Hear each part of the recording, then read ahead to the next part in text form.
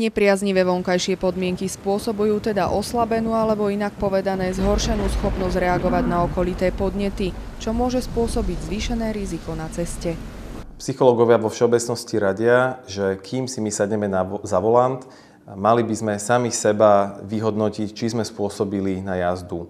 Tam sú tie klasické otázky, či sme dostatočne vyspaní, či nie sme pod vplyvom alkoholu alebo iných návykových látok a či poznáme nejaké príčiny, prečo by sme nemohli šoférovať.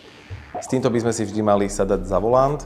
Jedna z tých vecí je aj taká, že aké sú vonkajšie podmienky na cestách. V prípade, že vidíme, že to počasie je naozaj nepriaznivé, treba si znova prehodnotiť, či ten náš plán cesty je realistický.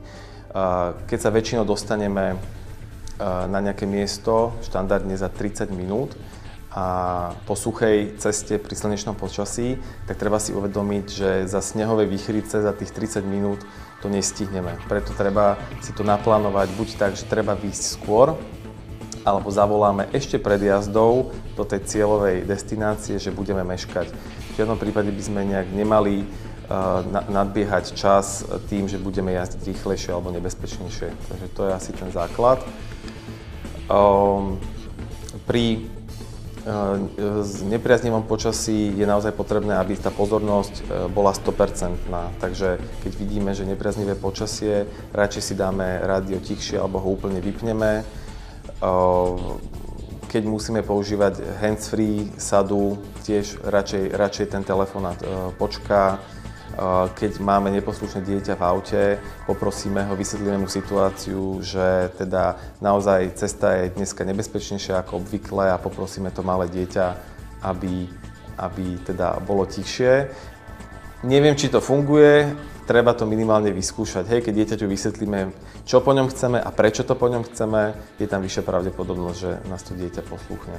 Únava, stres či nepriaznivé počasie. To všetko sú veci, ktoré sa odzrkadľujú pri jazde automobilom. Pred jazdou je treba preto správne vyhodnotiť to, či a ako som naplánovanú trasu schopný zvládnuť za daných okolností. Ako my sme v tej kabíne stále v rovnakých podmienkách, takže ten rozdiel je akurát v tom, že my neskôr tie podnety vizuálne zbadáme. Hej? Čiže keď nám niečo vyskočí z hmly alebo z nejakej snehovej výchrice, tak o to menej času my máme na to, aby sme zareagovali. Hej? Čiže treba naozaj rátať s tým, že môže sa stať nejaká nepredvídateľná udalosť a my dostaneme tie informácie až príliš neskoro na to, aby sme to mohli nejak zachytiť a správne zapracovať, spracovať tú situáciu. Hmla, dážď, sneh alebo len tma. To sú situácie, pri ktorých by sme sa mali zamyslieť, či sme jazdy schopní a spôsobili. V takomto prípade je treba všetko prispôsobiť danej situácii, no a svoje schopnosti či zručnosti by sme za nepriaznivých poveternostných podmienok v žiadnom prípade nemali preceňovať.